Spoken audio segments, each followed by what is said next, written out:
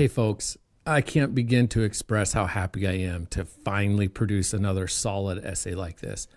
It's been years since I've been able to do that. And this story that you're about ready to hear has taken me over 6 months to create. And I'd be lying if I didn't admit that I'm really nervous, hoping people like it. So I hope you do. This story is about a trail running race that I did last July, and it's called When I Run. Also, for those of you who may prefer to read this, I do plan to post this script to my website, skylinesadventure.com, and it'll be a written essay there along with photos, because I took a bunch of photos during the event also, so it'll be in the photo essay there. So check that out if you want to see for yourself if my descriptions of all the scenery and everything are accurate. And as always, thanks for listening and coming along. Enjoy.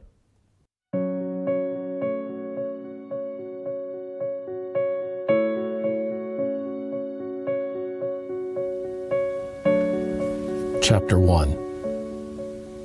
They probably didn't realize I could hear them, but over my own breathing and rhythm of footfalls, I could tell that a couple others were trailing me and getting closer.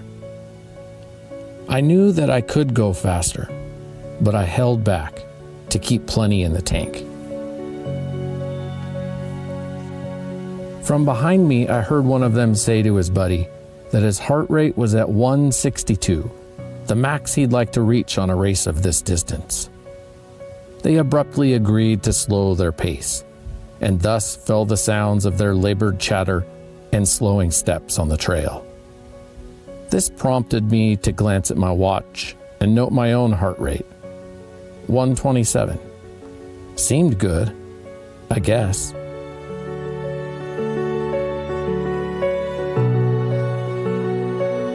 The single-track trail was steep, and thousands of feet of climbing over some 15-plus miles still laid in store. Ahead of me, a line of competitors moved up the trail at a brisk pace. Faster than a walk, but not quite a jog. I wanted to pour on the coals and just run.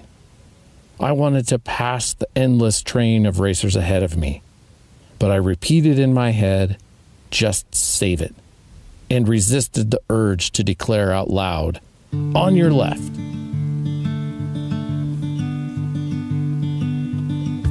This was my first jab at the Standhope Ultra Challenge, a trail running race of 30K, 60K, and 100-mile distances in the Pioneer Mountains of Idaho, a paradise of high alpine peaks I've come to know and love like a second home. Just the baby of the three, I had a plan for this 30K, approximately 18-mile race, and I knew I needed to stick with it. Because I'm old enough now to know how to race and finish somewhat ahead of my actual abilities, if I execute properly. Feeling just barely prepared for a mountain 30K, I'd set a very conservative race plan, a plan that was going to require a lot of self-discipline and restraint, and perhaps, if played right, avoid a complete meltdown DNF. I had to refrain from running the bulk of this first portion of the race, ensuring that I held enough energy in the tank to simply finish. The 3 or so miles behind me at this point had unrolled up and over the gradual lower ramps of the massive glacial cut canyons that we race participants were now confronting. I'd followed my plan and casually jogged and even hiked much of this. Up the sagebrush steppe of native grass and mountain mahogany, we had transitioned into shady forest now. Above us, jagged peaks of rock and snow wore a band of timber around their midriff, like a belt. The course we followed would traverse upward through this belt, then eventually scale an 11,000-foot saddle on the shoulder of Standhope Peak. From that high point of gray rock, white snow, and blue sky, we'd wobble back to blankets of green spilled down the canyon bottoms. between dots of alpine lakes placed like perfect jewels. Another forest would materialize and lead us down valley for several miles to one more substantial climb, before an eventual finish at a cozy campground along Standhope Creek, some 18 miles from our start. Even with decades of experience in various types of competition, this level of restraint was still difficult, to start so incredibly slow. But as a person who respects the facts of reality, and in the reality of my summer, I'd barely managed a single, often pathetic hike or run each week. But I knew my old veteran wit could get me through, and if I played my cards right, I could coyote my way to the finish line. I also knew that I was in prime, savvy even, mental shape. I think good decision-making is essential to finish endurance events of any kind. For myself, at least, I know that making a bad choice about pacing can smoke too much energy too soon and make for agonizing suffering at the end. I've learned to expect agonizing suffering at the end, but try to apply it to maximizing my finishing position, rather than struggling just to finish at all. In the months leading up to this race, I'd put a lot of focus on a balance of logic and preparation, my personal racecraft, so to speak. And I likened my strategy to managing hypothetical fuel mileage. With my tank at this time, I can stretch to a maximum distance of, let's say, X miles, but only if I average X miles per gallon. Hiking or jogging slowly in the green zone, I'd likely have enough fuel to finish the race, very slowly. Moderate running in the yellow, I'd bonk out and collapse short of the finish. While pushing hard and actually running at a fast attack pace was in the red zone, which I'd only have a few miles worth of that RPM. I knew I could finish if I just stayed in the green, but not in a time that I'd be happy with. I also knew that I could easily DNF if I didn't manage my pacing carefully. So my strategy was to chug along in the green zone for this first portion of the race. Once over the top, I hoped to dabble in some yellow pace for the 6-mile descent. And from there was the beginning of the second big climb, where I knew I'd really need a strong reserve of energy to get up and over. In the final few miles were a gradual downhill to the finish at the Standhope campground. This is where I wanted to really fly and run in my red zone, ideally passing others and heaving my body across the finish line with the last drop of fuel in my tank, and then collapse and hope I don't die. At mile 4, we'd climbed some 1,400 feet as the course headed up a trail where runners were starting to jam up a bit. The line was crowded, but everyone seemed to be moving at a pace they liked. Until now, I'd been content taking it easy and being patient, saving reserves and cruising in my green zone. But as the trail narrowed and started up a steep 20+% grade climb, large rock and boulder fields choked runners down to stop-and-go hiking pace. While I could afford to be patient, but not at a pace so slow that I felt entirely held up. Most of these runners were using trekking poles, which, especially in technical areas like this, just seem to tangle up and slow things down. So I needed to start making passes. Calling out, "On your left," I hustled past runners clambering up the boulder staircase. Hopping and bouncing over broken rocks and cooler-sized boulders, I was burning a tad more energy than I wanted to, but felt the pace of this train was just too slow to remain where I was in line. As bad as I wanted to finish this race, and finish strong, another feeling was burning hot deep inside me. A hatred of failure. I knew that I would bask in the sense of accomplishment should I finish this race, and finishing mid-pack would be about the best result I could realistically hope for. That would feel good. I'd be stoked, a little proud even. If I failed to finish this race, however, it would stomp me in a way that I didn't even want to contemplate. I kept those thoughts out of my mind. Not so much because of strategic optimism, but to be honest, out of fear. And I hated that fear.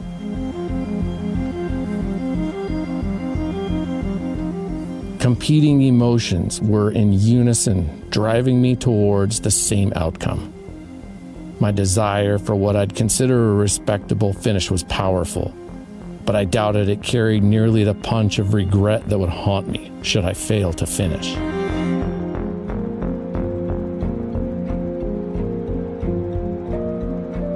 This hate, this pride, this fear were not emotions that rode with me, present on the surface with the bounce of every step. But I knew they were there, sure as my shadow. I don't that often look down and watch my shadow, but I know it's always there, depending on the light. And maybe that's how I was keeping all this at bay during the race, just by playing the light.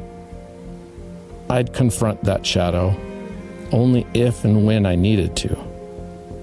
Otherwise, why bother watching, looking back, just to see if it's still there? Like a U-shaped half-pipe, thousands of feet tall, the canyon stared down at us. Old-growth Douglas fir trees cast deep evergreen shade on our chugging train. Fluorescent yellow lichens, the color of road worker vests, dangled from the trees' shattered bark. Tumbled white granite boulders gathered in piles, and aspens congregated around them. As the mid-morning thermals of summer heated the sagebrush foothills below, a steady breeze pushed uphill, and the aspen leaves fluttered at each grove we passed. At mile 5.4, we'd climbed over 2,000 feet and arrived at Surprise Valley, our first aid station, where tables loaded with snacks and food awaited us. Music popped from portable speakers, while some racers took time out for a break and others hurried through. Rumors of bacon drew me to a table where I snatched a disappointed bite of energy bar and offered my gratitude to the volunteers that packed this goodness clear up to this remote station. I'd barely touched my own water reserve at this point, so no refilling was needed. And to eliminate the issue of littered paper cups, no pre-poured drinks were at the ready. Instead, runners were instructed to pack their own handheld cup or bottle to fill and drink from at these stations.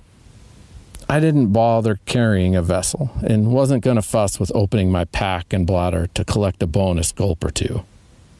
The 100-ounce Camelback I'd filled at the start would have to suffice until the second aid station, called Baptiste Lake, which waited another 2,500 feet up, then 1,400 feet down, and 4.6 miles of trail away. Maybe they will have bacon, I thought to myself. Chapter 2. In the steep miles leading up to this point, I'd moved forward considerably through the pack, and now seemed to be among very capable runners. My pace had settled into the traffic around me now, as the course wiggled between islands of timber the deepest green, almost black, and leafy wet meadows beaming bright like backlit neon. As we approached the timberline, trees became scarce, and I could see far up the canyon ahead. The trail now appeared not as a dark line of dirt cut from the lush, grassy carpet, but merely a stamp of bent-over grass from the morning's flurry of trail-running shoes and carbide-tipped trekking poles. With growing frequency, the trail became indiscernible, and knots of pink flagging were all that marked the route. Runners in their tracks braided their way up the valley floor like animals migrating the Serengeti. The soil and grass were now combined as a singular layer, creating this high alpine floor. Tiny creeks cut, then hid their wandering ways, in some places beneath bending grass and nearly impossible to spot before stumbling into one.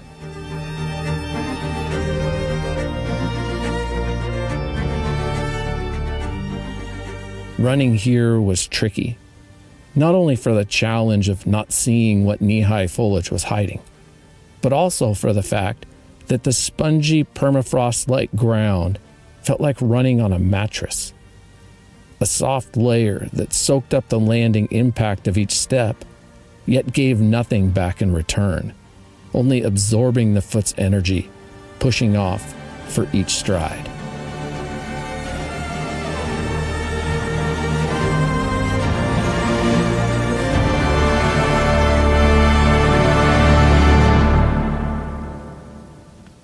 The Standhope summit dips across the Idaho sky like the space between two giant waves. Looking up at it for the first time from a mile or so below, my eyes immediately spotted dots moving over the top of it like fence posts on a conveyor belt. Lucky bastards rolled through my inner dialogue. Not that I was especially suffering or dreading the trail getting to that point. I was just in a hurry. This was a race after all, and I was in a big hurry. That's a funny thing about running for me. Be it a race or a training run, I often get bored, and I just want to get to the finish and be done. My favorite thing about running is being done. And my primary motivator to run faster is simply to be done sooner. Indeed, running on its own is not something I especially enjoy. It's the reward of improvement or the satisfaction of accomplishment that I appreciate about running. If I couldn't time myself, measure progress, utilize Strava, or actually compete, I'm not sure you'd ever find me out there running for fun.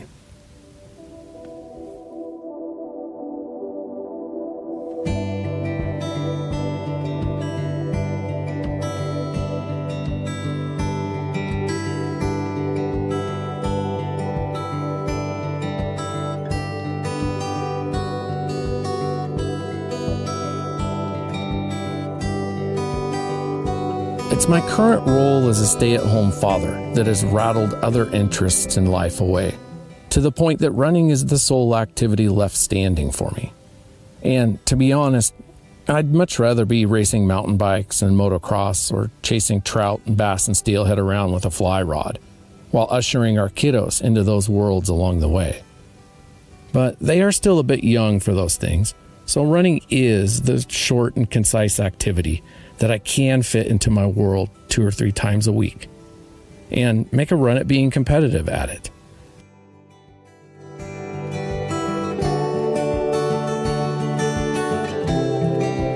Picking a race, setting goals, and plotting a training regimen is fun, no matter the sport. And it's just simply that racing itch that I need to scratch a few times each year. Running races has been a part of my life since childhood. My dad was a runner, and when I was in 4th grade or so, I started racing 10Ks with him. He had done a lot of marathons and eventually started poking around at ultras. I have fond memories of traveling with him to Nevada in 1990, where he raced a 50K with crazy elevation range. The following year we went again, this time for the 50-miler. I was still just a youngster, but serving as my dad's support crew was a memorable experience. Being part of that team at aid stations was fun and exciting. Watching endless lines of competitors coming into view, ever hopeful to see my dad's form, or finally spotting the right color of hat or shirt he was wearing.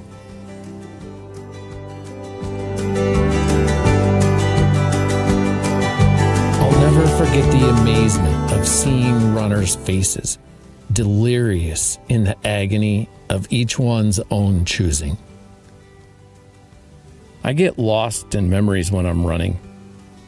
I also spend a lot of time thinking about the things I'm most looking forward to at that moment, or things I hope to do, like trying to write a book. About the things that I think about, all the other things that I wish I was doing when I'm running.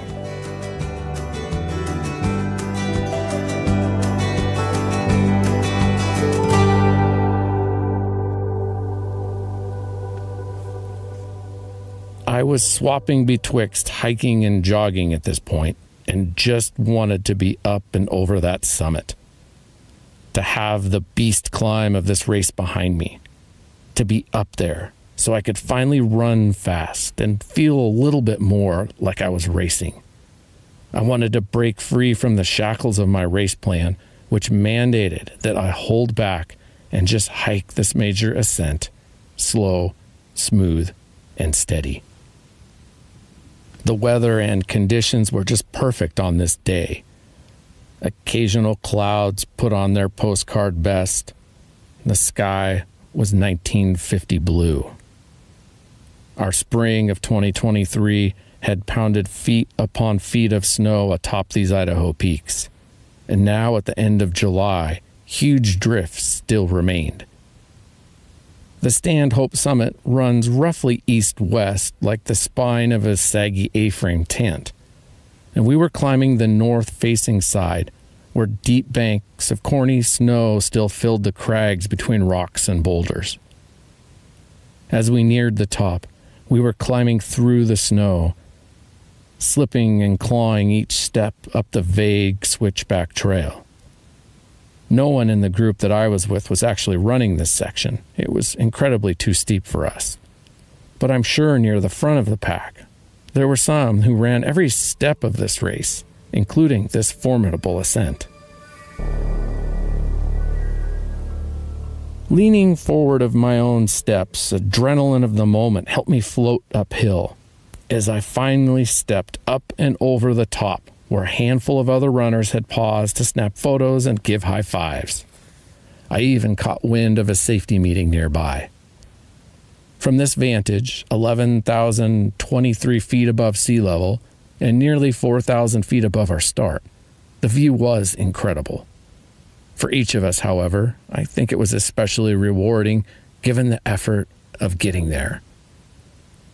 I took just a moment to spy a few familiar landmarks and admire the fresh perspective. The condemned waters of Wild Horse Creek and the Big Lost River convened below. Standhope Peak and Pyramid Peak had us cornered from above. Entirely everything around us was broken rock. Considering how thin the air was up here, some 8,000 feet higher than where I live and trained all year, I felt really good. I recall noticing that my breathing was different, but not in a way that bothered me too much. I spend a lot of time up in this high country each fall, archery hunting deer and elk, so this felt moderately normal to my body. I snapped a few photos and sized up my timing to hit the downside trail. There were a handful of others looking like they were about to do the same, so I felt like I needed to make a quick decision. Chapter 3. I latched onto the back of a trio of runners made up of a man and two women. They were all light-spirited and bantering happily among each other. I could tell by their remarks that they were quite familiar with the trail we were on, and likely local veterans of the Standhope. At the tippy top of such a descent is where I really hoped to have had open trail ahead of me, to flow into my own pace without anyone to distract or hold me back. The trail dropping down the other side would be steep and narrow, meaning that any passes I wanted to make would require calling out to the person ahead, disrupting their flow, and asking them to step aside to allow my pass. I hate disrupting others. But this trio was running fast, and I deemed it wise to sit back and just be patient. I had a long ways yet to keep my powder dry. Over the summit, the trail base was soft dirt and loose shards of sharp shale rock, as the level tread of the path had been cut from the mountain. A golden eagle caught my eye, balancing almost stationary, riding in the wind high above us. Across the barren south-facing slope, we stitched together multiple series of switchbacks, like a leaf falling through the morning calm. Up close, however, we were nothing like a falling leaf, but more like an avalanche of boulders, cartwheeling, bounding, and bashing down the rock-faced mountain. The four of us were hauling, arms out wide for balance and legs letting loose for our bodies to flow as gravity pulled our pace faster and faster. In the chaos of dust and footfalls, I saw a grapefruit-sized rock bounce between feet, then produce a dead-knock clunk, squarely cracking the exposed inner ankle of the woman ahead of me. I winced as she skidded to a stop and crumpled in pain. As her partners peeled off to attend to her, I wished her well and set my gaze to the next runner, a few hundred yards and couple switchbacks below. I was in my element with this type of running. I love running fast downhill. And the steeper, rockier, or more treacherous it is, the better. Since early childhood, I've had a mountain goat comfort with rock hopping. Following my dad to a lot of bushwhacking fishing spots always involves steep trails down ravines, road banks, or rock slides. Managing a fishing rod and tackle box while slipping through mud over greasy wet logs and mossy boulders, all on the steep angles, became part of the fun, with all the intrigue and adventure of fishing waiting at the bottom. I always ran fast down stuff like this because I was so excited to reach the river. Decades of off-road two-wheel racing later taught me to trust in momentum and become comfortable at any relative speed. A trout's nose broke the porcelain surface of glacial Baptiste Lake. The disturbance sent delicate circular waves ringing away from the spot. I wondered how the fishing was. I'd heard that rare entrants of this race will carry ultralight fishing rigs with them and make catching a fish a bonus box to check. Another trout rose. I wondered how long it would take me to catch one. Then I was glad I didn't have to think about that. Perched on a knob above the southeast lakeshore, our second aid station was settled in the shattered shade of long-dead whitebark pines. I love being in the company of whitebark pines, as these icons of the Rocky Mountain high country are often indications of quality deer and elk habitat. Over the past century, many of these trees have died off from outbreak of fungal disease and pine beetle infestations. Nowadays, up here in high elevation whitebark country, the majority of large, mature trees are dead, standing skeletons of often bizarre shape and character. But the bulk of trees taken to root more recently are doing better, so there is often stronger representation from young, healthy trees. I was grateful to refill my water and thanked the aid station volunteers. Regrettably, no bacon was encountered here either. A suspiciously content-looking dog slept in a curl under a tree. I think it was a border collie. Chapter 4. The steepest grades were behind me now. However, the trails at this point presented entirely different makeup and challenges. Above and behind me, the surface was all sharp, plate-like rock, but it was loose. Everything moved.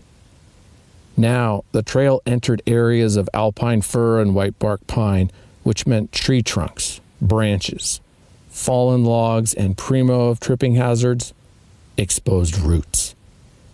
Also, and perhaps most notably, unlike the steeper sections, mixed among plenty of loose rocks in this section were large and solid ones, anchored deep in the ground, and they did not move. Unlike climbing this kind of debris-littered trail, Now running fast downhill, footing here was entirely more about seeing where you could step without landing on an ankle twister or stubbing a toe than tripping. This was like running down a twister mat and only able to step on, say, blue or green dots. Stride was sporadic, different with every step.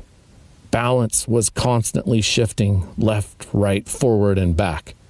Vision had to be fast while keenly focused and watching ahead with precision. It was the exact reason so many, if not the majority of entrants, used trekking poles to double their points of perceived stability on the ground. This winding, alpine serpent of a trail twisted between ancient timber, glacial lakes, and coursing snowmelt for mile after mile. It was so much fun, and I was passing other runners like they were standing still. Some 5 miles down now from the summit, the pitch of our descent had flattened, and I slowed my pace considerably, knowing I needed to prepare for another big climb coming up. Until this point in the race, I'd steadily increased my pace, working forward through the pack. I had overtaken countless runners and been passed myself only once by an elite runner going nearly twice our speed, whom I'd presumed had been late to start. The race had not exactly begun as I'd planned for myself either. Traffic getting to the starting location was painfully slow and took much longer than expected. I was standing in line for a much-needed visit to the porta potty when an indistinguishable voice from a bullhorn far in the distance blabbed something about a new start location. Then a trumpet began to play, the signature starting ceremony for this race. Apparently, race officials needed to relocate the starting line back 500 yards to achieve the accurate 30K distance. There was a mad dash from the official staging area now to get lined up over in the new location. The crowd and bathroom line I'd been standing so strategically in fled. For a moment, I held out hope the porta door would fly open. Then, cussing under my breath, I made a run for it too, just to make the starting line at the sound of the gun. For the hours and miles since that starting gun, I'd still been making a run for it. And now I had to confront the reality that I needed to get off the trail, dig a hole, and duke. Frustrated as I was at the haphazardness of the start, I kept telling myself how it was such a long race and the 6 or so minutes this untimely pit stop was costing was recoverable in the greater race picture. When I finally rejoined the course, I found myself behind runners I'd passed back during the steep and rocky downhills. It was a bitter trade-off, taking such risk and bold moves over those portions of the race, only to give all those proceeds away and be once again passing those same runners for a second time. But this is a commonality with all types of racing and is really just one of the many ingredients that make it spicy and delicious. In the moment, my mood about all this was sour, to say the least, especially as the trail had now mellowed into wide and flat, meandering along a gradual declining slope. Not at all the kind of segment I should be pushing to make passes or gain time. And I was in fact reminded that this is where I needed to hold off and really try to store up energy.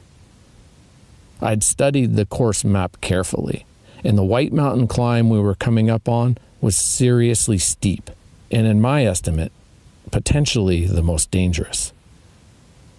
Positioned around the 3/4 point of the race, I viewed this push to get up and over White Mountain as having all the ingredients to crush the will and spirit from weary racers.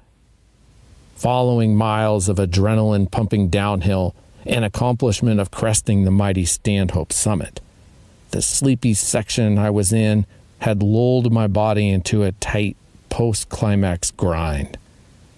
I knew I needed to stay mentally fresh and physically limber. Long ago, I committed to a fundamental mantra of endurance. Drink before you're thirsty and eat before you're hungry. As that phrase rattled into my head, I peeled a few ears of dried mango from my shorts pocket and hoped that I'd acted in time. I needed to get fueled up well in advance of White Mountain so my body would have time to settle before the grueling push up and over its northern shoulder. Sun punched hot through the lighter screen of jack pine needle shade, and the day began to bake. I sucked steadily from the hose valve of my Camelback and swallowed measured gulps between breaths. The straps were getting light, and I could feel a loose gap spacing out between my strides, indicating my water was getting low. Since 2001, this pack had become a stalwart member of my long as it lasts collection of most cherished goods and belongings. It's ridden my shoulders on countless epic adventures and shows only superficial wear for such an accomplished tour of duty. I tucked the hose and bite valve securely under the opposite shoulder strap and decided I was adequately refreshed. Jagged white lines began to stand out on the black straps, where waves of sweat had soaked to a high mark, then retreated. I noticed this and realized that I wasn't sweating anymore. So I drank again, to the point I could feel in the hose that my water was indeed nearly gone.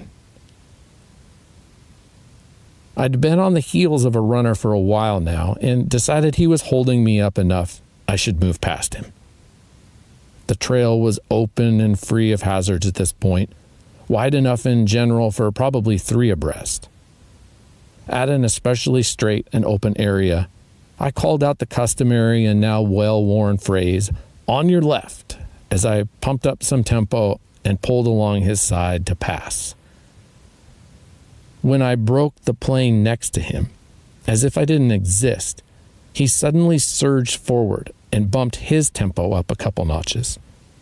Well, okay then, I thought. Good for this guy. I had no interest in matching, much less surpassing his new pace, and feeling satisfied with the cushion now between us, settled back down into my preferred pace. It wasn't 100 yards later, however, before his spurt ended, and he slowed considerably. I was back on his heels again and had to slow down. If there is a football game in which one coach is wearing a visor, I'll always root against the visor guy. Just something about the visor look is, off-putting to me. This guy ahead of me was wearing a visor, a red visor. In the next open area, I repeated the passing courtesy and was met with the same maneuver. This time, however, I was irritated and not in the mood to know or care what game he was playing. I surged harder, opened my stride, and powered ahead of him with a commanding pass.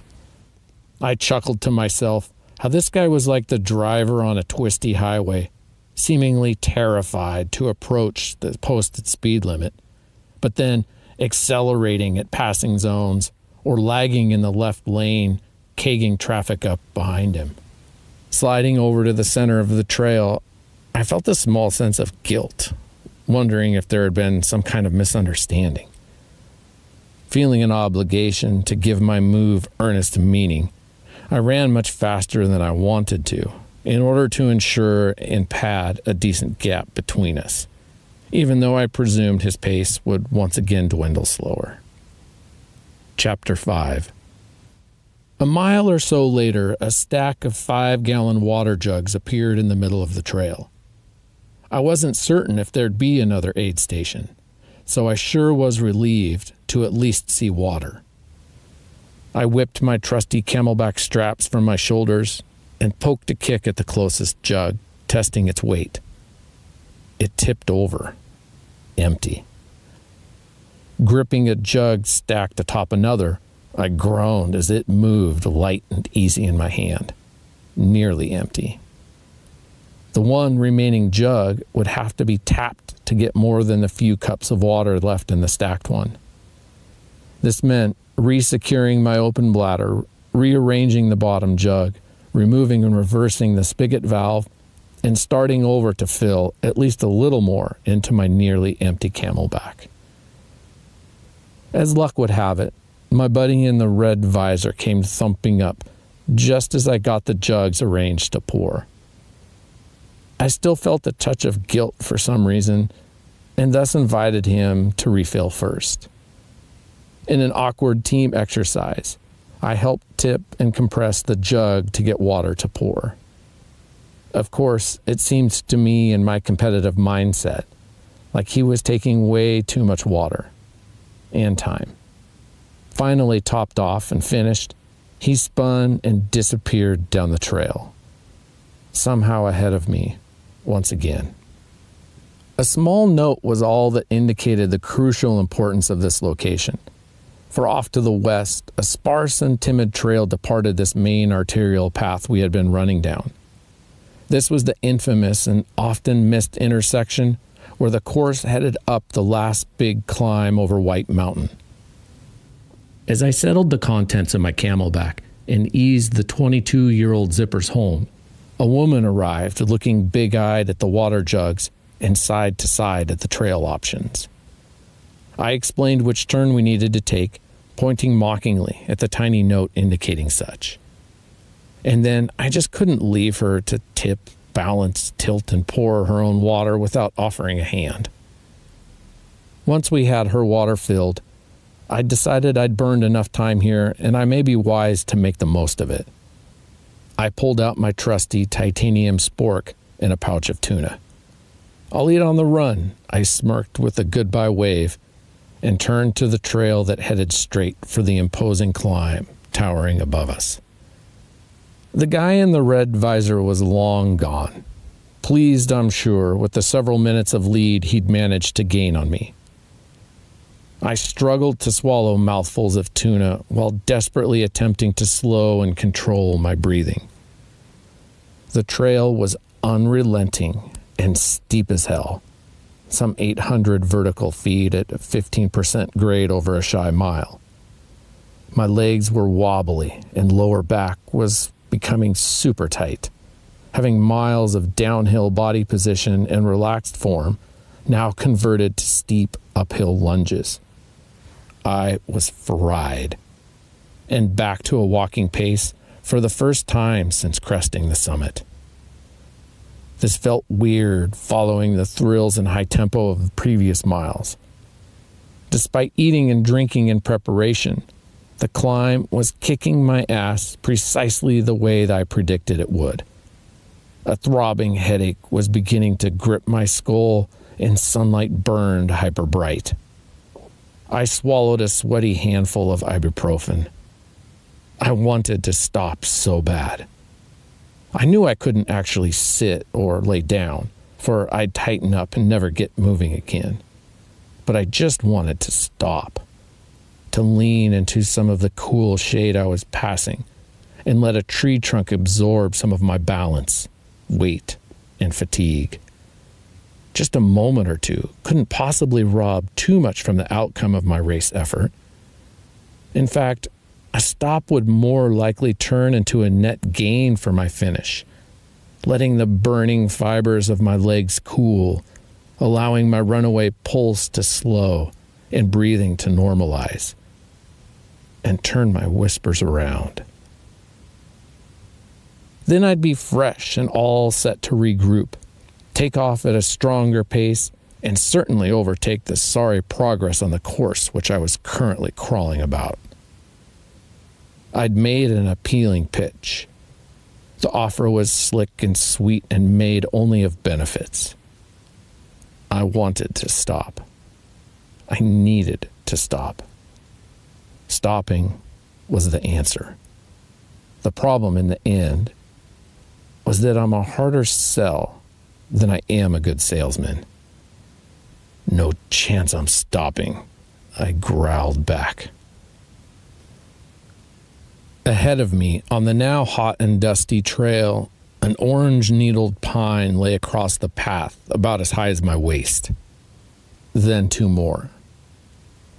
Any normal day, getting over, under, or around the blockages wouldn't draw a second thought. But I was so painfully sore and stiff. The mere sight of the downfall felt soul-crushing. Using my hands, I lifted my leg to get footing over the first, then got down on all fours to crawl under the next 2. A part of me grumbled why the hell the event crew hadn't bothered to check the course and clear up issues like winter downfall. I wondered if any of the event staff had even traversed this section to know. A few minutes later, I encountered even more fallen trees blocking the trail. And then I smiled. Whether race organizers even knew about the trees or not, I suddenly snapped back to the person I am in better times, and I appreciated the added challenge and bonus character this brought to the course and would-be accomplishment. Suddenly, I was glad for the uncleared downfall, wished for more, and hoped the race organizers did know it was there, but intentionally left it, just for the added personality and flair.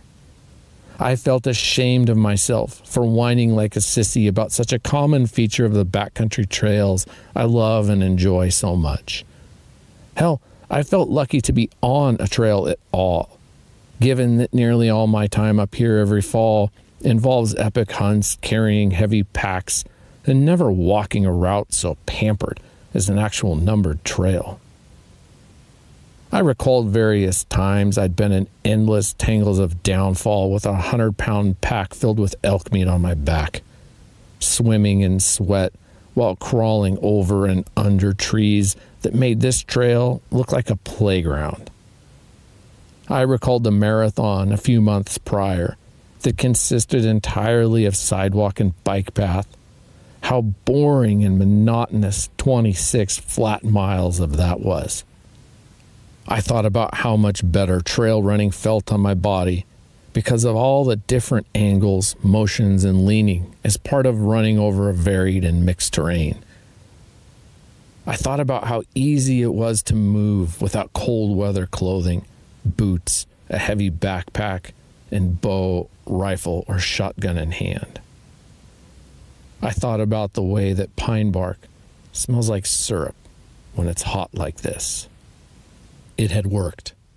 My self-tricking strategy of daydreaming had distracted my focus from the suffering at hand and was only interrupted by the faint sound of voices in the distance ahead of me. Peering through the tangle of trees, I caught a few colorful flashes of movement. I had been alone on the course throughout this brutal climb, and as bad as I was feeling, I expected any other runners I'd encounter would be catching up to me from behind. I couldn't believe that I was actually catching up to runners ahead of me. As I watched to gauge how far out they were, I realized the climb was actually leveling out, and I was cresting over what looked to be the gentle bulge of a summit. The amount of blue sky I was seeing ahead of me to the west convinced me that I'd made it. Chapter 6. Indeed, over the top, and with runners ahead of me within striking distance, my persona broke free from the suffering victim and puffed up the vital competitor within me. The sight of runners flickering through the trees was like a shark getting a whiff of blood in the water. I was especially keen to hunt down those who may be in my class. Like a rusted suit of armor coming out of a lube bath, I quickened my pace and shook my body loose. I started running again. Everything hurt. And so I ran faster. As the trail began a quickening descent, I cautiously lengthened my stride, leaned forward with momentum, and swung my arms in deepening strokes. I was excited to see if these were middle-aged men ahead of me, and opportunities to bump my in-class finishing position. My hands relaxed back to their default running form of thumbs touching middle fingertips. I focused on deep breathing and flow. and started hauling the mail. It didn't take me long to catch the runners ahead of me, and as luck would have it, 2 of them seemed quite likely to be in my age class. I rolled up a few additional women and younger and older men that would improve my overall results. I hadn't spent much time thinking about what kind of finishing position I'd hoped for. This kind of race was new to me, and I was more so focused on how I could just merely finish, and saved the indulgence of placement aspirations for this very in-the-moment time and place. Now was my time to dream, to imagine how well I could do. I'd done the hard work. I'd survived the greatest challenges. I'd managed my food and water consumption, and most importantly, executed my race plan. I could burn my remaining fuel reserves now hot and fast. I was within a few easy miles from the finish, and it was finally time when I would allow myself to go as hard as I wanted. I could put it in the yellow rev zone now, as long as I saved some red for the final mile or so. Unlike any finishing position, I did have something of a time goal in my head. I was running fast and free while feeling great. I had not looked at my elapsed time yet, and honestly didn't want to. Why spoil such a moment, I figured. I'm having fun and feeling strong. If I look at my watch right now, it could really take the wind out of my sails if I'm off of where I'd hoped I'd be. I'm just going to run, focus on the moment, and making passes. Around the next corner, another trio of runners came into view, more prime-looking targets. Ahead of them, I glimpsed a flash of red as it disappeared into the thick alder brush and willows of a wet creek crossing. I quickly reeled the trio in and passed them just after the creek. Red Visor was next ahead of me, and I could not wait to pass him and put him behind me once and for all. It looked like he was hurting pretty bad as I caught up to him, and I didn't bother with the courtesy heads-up announcement of my upcoming pass. I just ran around him. With surging tempo, I pulled away from the various runners I'd passed since this last summit, and estimated I was getting down to just a few miles before the finish. The course had dropped below the timber now and rolled over, around, and down through sagebrush foothills. Short ups followed by steep downs became the rhythm, and it was finally feeling like a race at this point. Chapter 7. It was a monotonous, middle-of-nowhere step when my left foot hit the dirt and a jolt of pain shocked upward from the inside of my knee to my groin. The stride of my next step shortened by half, as did the next one and every one after. Years earlier, in a freak motocross incident, my toe caught a root hidden in some soft loam while I was laid out sideways like a flat track racer midway through a turn. The root snagged my boot hard enough to straighten my left leg out and back, snapping the thick tendon in my groin off the bone. It never was the same after that, and I never got the sound of that snap out of my head. Now straddling the pencil line of trail, the pain was only dull, but it was stout and unmistakable, like the first scent of smoke in a tinderbox forest. It was a hallmark indicator that my quads were cramping up. My reflex reaction pushed the bite valve to my lips, and I drank several deep gulps between breaths. Next, I shook my arms down to my fingers, leaned back to open my diaphragm, and focused on my stride, trying to keep it open and free. Check running down the steep path, I swam my arms carefully through the air. But it wasn't more than a minute or two before I smelled smoke in my other hamstring, and the pain was creeping around, staining the front of my left quad now too. I knew exactly what I was feeling, what it meant, and why it was happening. I also knew it was all downhill from here, and downhill was the problem. Cramping is something that I've been susceptible to my entire life, and when it hits me, it cripples me. I've had to hop home on one leg for miles and even creep backwards hundreds of feet down off the Chucker Mountain. Cramps, in particular fascial tissue at the front of my quads, have brought me to the ground in screaming pain more times than I care to remember. With months of training under my belt, I was surprised that this type of cramp was showing up now. It typically struck me during the off-season or early on in training. Paramount of my concern, it had never let up until activity ended. In a matter of 50 or so strides, the dull tightness in one groin had evolved into a piercing, sharp pain in both quads. Cramped up and straight-legged, I could barely assemble consecutive steps at all, and each one delivered sickening jolts to my core. I desperately tried to stretch, even crying out, maxing my pain threshold in frantic efforts to keep moving down the trail. The motion of stepping downhill is what initiates and aggravates this particular cramp, and I've many times been forced to walk backwards or even uphill to gain, if only temporary, relief. With another creek crossing, I took great yet measured comfort seeing the trail rise slightly, but only for a short distance, before resuming the inevitable fall to Standhope Campground in the valley floor. I was able to string together moderate walking steps along the flat trail, the barely uphillish section. The sound of running shoes came splashing from the creek I'd just crossed, and I didn't have to look back to know that it was Red Visor. I was limping along the trail as fast as I could, but like a wounded animal on the prairie, Red Visor overtook my position with ease. I could barely walk. I watched Red Visor disappear, dropping, falling, sinking so effortlessly downhill towards the finish.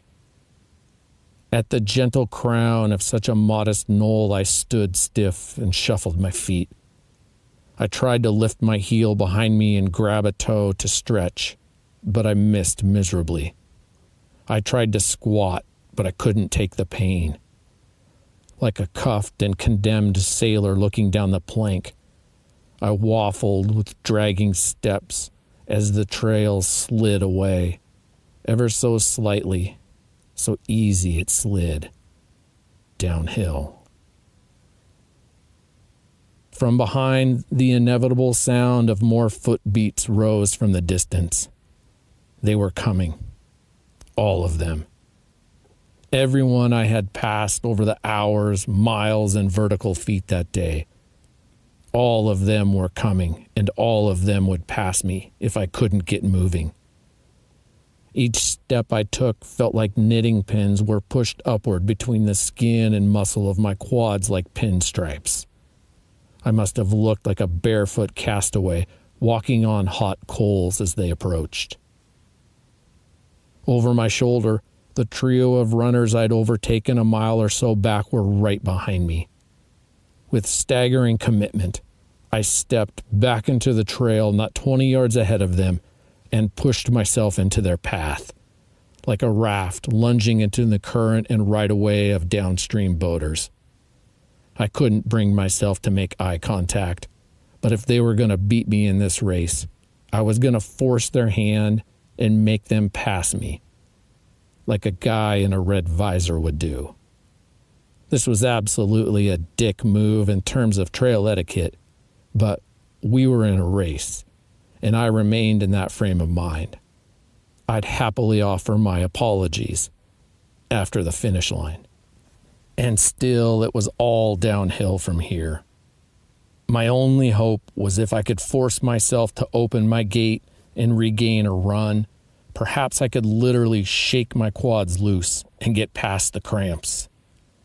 The burst of fight or flight adrenaline got me going. And looking back now, I realized that I was choosing both fight and flight. I could only imagine what the trio behind me were thinking. I hobbled like I was on two broken legs. My breathing was tight, abrupt huffs, scorched with whimpering yelps between each step. I had to be the sorriest sight they'd ever seen or heard.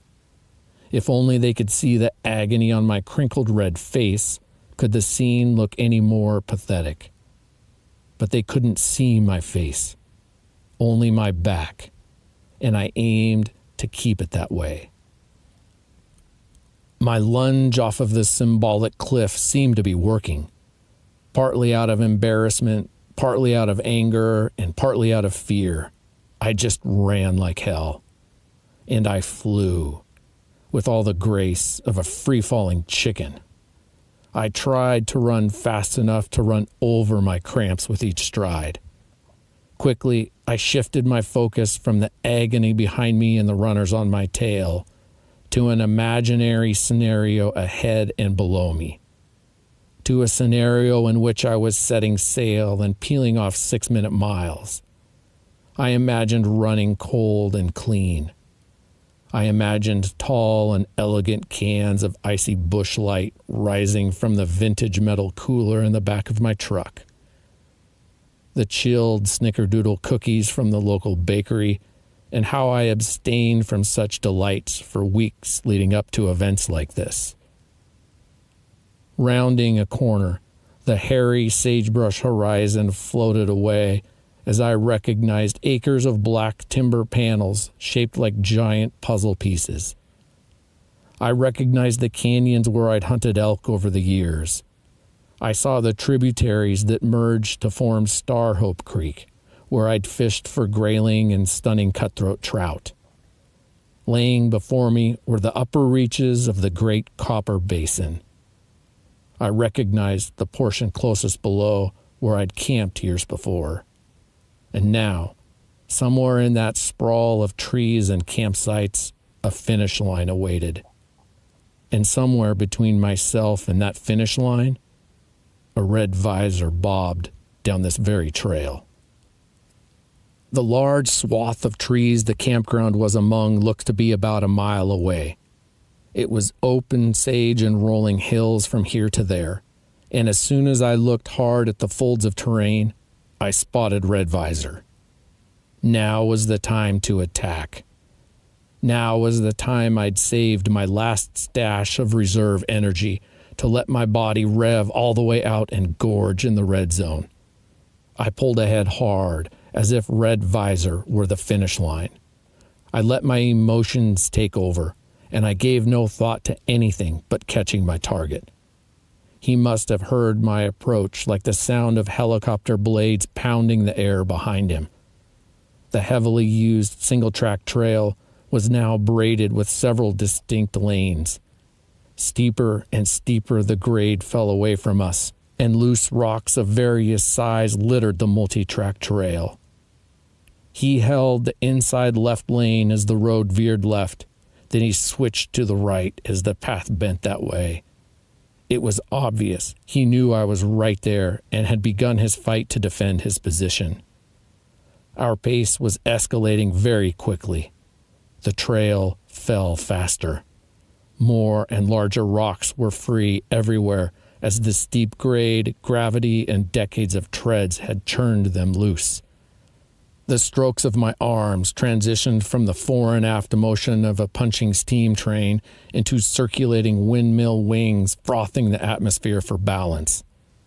Red Visor was matching my effort and cutting into my lane, defending his inside line with each turn of the trail. Reaching the bottom and steepest grade of the hill, the path became rutted with dugout holes from spinning ambitions losing grip. Rocks were strewn everywhere. The risks we were taking to run at absolute max speed down such a course were outrageous. I moved into the left lane, bounding over rocks, ruts, and rubble. I attacked. The sight of me must have broken his spirit, because in a distinct moment, red visor let off and dropped behind. I could still hear his shoes pounding the tortured dirt, but they faded quickly and he was gone. And I was gone. A lightness came over me as I bounded freely towards an open green gate marking the boundary of the campground. A few spectators walked along the road, watching hopefully for someone else. Just past the gate, where the road became manicured gravel, my wife and love Allie cheered and clapped. I bounced past her, wearing a big smile and floating on the euphoria of being done. Chapter 8. Like a ghost-ridden bicycle coasting alone after a kid jumps off. Something was wrong. Looking ahead, I saw a long, straight section of road cutting through shady patches of forest. There were no other spectators. No overhead banner with the giant word "Finish." No bullhorn announcing bib numbers. No yellow tape directing finishing chute. No cheering. No barbecue smoke billowing from easy-up tents. No kids in diapers rolling in Gatorade mud. Just a long, gritty sword of gravel road with a couple more runners, tiny in the distance. It got so quiet. I was in real trouble here. I was seriously like that ghost-ridden bicycle with only a few more yards of viable momentum left. From what I could see, the finish was still not in sight, and I could see 400-500 yards of road ahead of me. My steps in the gravel sounded so loud, too loud, aggravating even. I felt like I could black out at any moment. How was I going to make it any further? I had blown all the fuel in my tank and pushed my body beyond its max. My heart was pounding in my chest. My guts were pounding in my chest. And I could feel the cramps in my legs staging a vengeful comeback. I knew this was the finish area. I'd just seen Allie. She was to be at the finish. But where the hell was the course taking us now? In all my confusion and distress, I was still running somehow. The poor fella I made out ahead of me also looked to be in a state of self-destruction. I latched onto his presence like a handrail I needed to keep from falling. But then I passed him. He was in my class. Ahead, I saw another runner I recognized. Sam, I think his name was. He seemed really neat. We had conversed quite a bit in the miles approaching the summit. This was his second time in the race. His wife ran it with him last year, but she was injured now and couldn't make it. He had children, maybe a daughter. He lived somewhere. Sun Valley. Maybe in Idaho. His shirt was white. No, socks. White. Shirt is blue.